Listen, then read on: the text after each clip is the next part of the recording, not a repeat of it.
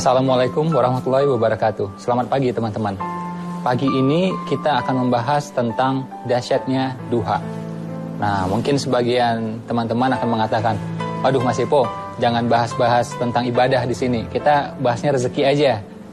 Saya jawab, justru duha itu adalah rezeki. Ya, justru duha itu adalah rezeki. Seperti yang saya bahas di buku saya, ada salah satu tokoh yang saya angkat di sini, namanya Azim Premji gitu ya. Dia adalah salah satu orang terkaya di India. Ternyata salah satu rahasia sukses dia adalah duha, ya, sholat duha. Dia mengatakan, jadi sesiapa yang berduha, maka dialah orang yang paling dekat dengan kemenangan. Jadi dia kutip dari sebuah hadis, kemudian dia ubah sedikit kata-katanya, dia jadikan kalimat motivasi, yaitu siapa yang berduha, maka dialah orang yang paling dekat dengan kemenangan. Ini luar biasa. Di Indonesia kita melihat seperti Pak Sandiaga Uno, ya. Dia adalah orang terkaya, masuk dalam 40 orang terkaya di Indonesia. Ternyata dia juga merutinkan duha sejak dulu. Rutin loh, bukan sesekali. Dan kita lihat lagi di Indonesia, ada lagi contoh-contoh yang lain ya. Seperti pemilik Semerbak Coffee, namanya Pak Iwan Agustian. Itu ratusan cabang di Indonesia. Ternyata pendirinya 2 orang ya, rutin duha. Ada juga trainer yang sangat terkenal, namanya Pak Zamil Azaini. Itu juga rutin duha. Ada lagi seorang pakar keuangan, namanya Pak Ahmad Ghazali, rutin juga berduha. Ada lagi motivator yang lain di bidang entrepreneurship, di bidang wirausaha, namanya Mas Jaya Setiabudi. Ternyata dia juga rutin berduha. Ya, nah ternyata duha itu memudahkan urusan-urusan kita. Waduh Mas Ipo, nggak ada waktunya nih, kita buru-buru nih. Kita di kota besar nih, ya pagi-pagi jam 8 udah ngantor. Saya bilang, justru kita buru-buru, kita duha. Nanti nggak buru-buru lagi. Jadi duha itu akan melapangkan waktu kita. Ya, saya ulang sekali lagi, duha itu akan melapangkan waktu kita, bukan membuang waktu. Jadi saran saya bagi teman-teman yang rush tiap hari, buru-buru tiap hari, coba pegang duhanya. Ini akan melapangkan waktu kita, akan mencukupkan rezeki kita. Saya teringat dulu ya, ketika saya pengen jodoh lah, ya, wah menarik nih ya. Jadi ketika saya pengen jodoh waktu itu, saya pengen jodoh saya, calon istri saya, orang yang merutinkan duha.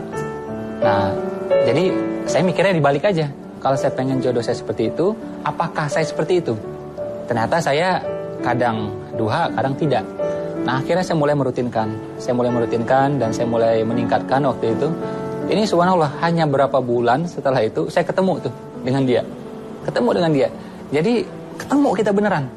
Saya duha, dia juga duha, ketemu. Walaupun kita sebelumnya tidak pernah bertemu. Dan gak pakai lama setelah itu kita langsung menikah waktu itu. Jadi duha ini benar-benar rezeki, bukan semata-mata materi, bahkan juga bisa waktu, bisa jadi juga kemudahan urusan, bisa juga jodoh, kayak kasus saya tadi gitu. Nah, makanya kita akhirnya di bisnis saya ya, di TK Khalifah, saya mengajak guru-guru dan siswa-siswa di sana, TK loh, anak-anak TK loh, untuk merutinkan duha. Jadi sebelum mulai aktivitas gitu ya, mereka wudhu dulu, kemudian duha. Ini luar biasa. Begitu dia wudhu, ternyata anak-anak itu tenang. Karena anak-anak tuh biasanya kan ini nih, ya biasalah anak kecil ya, heboh gitu.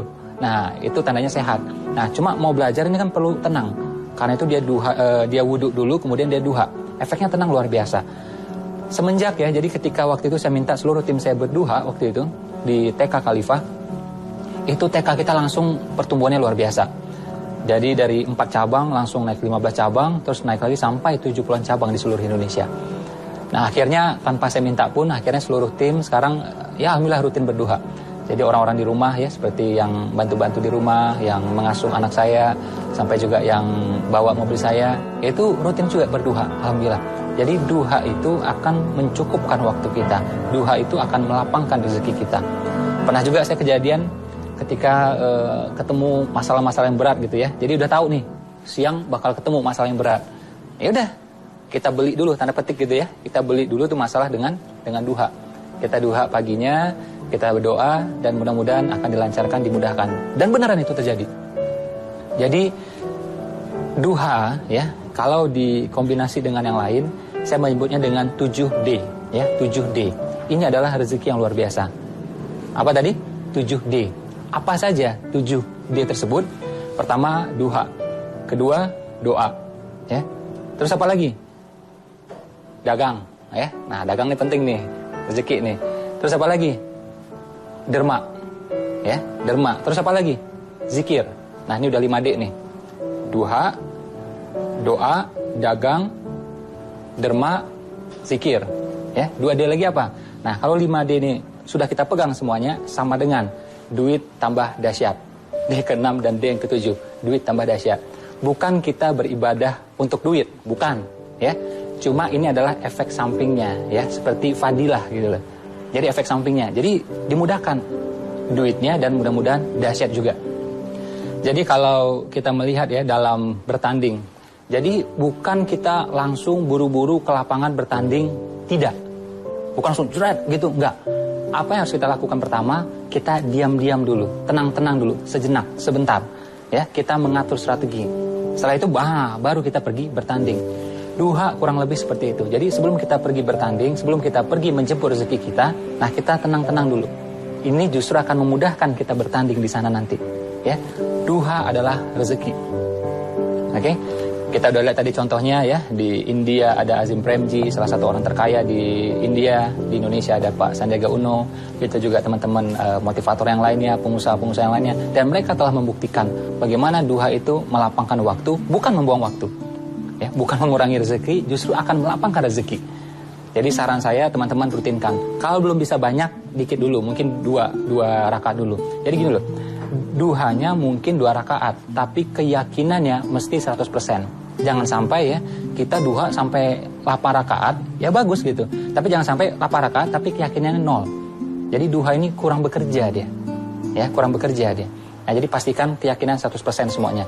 Doa, usaha, ikhtiar, amal, action, termasuk juga duha, harus dengan keyakinan 100%. Oke? Itu saja untuk pagi hari ini. Assalamualaikum warahmatullahi wabarakatuh. Selamat pagi teman-teman. Semoga berkah berlimpah. Bismillahirrahmanirrahim. فإذا قضيت الصلاة فانتشروا في الأرض وابتغوا من فضل الله واذكروا الله كثيرا لعلكم تفلحون وإذا رأوا تجارة أو لهوا انفضوا إليها وتركوك قائما قل ما عند الله خير من اللهو ومن التجارة والله خير الرازقين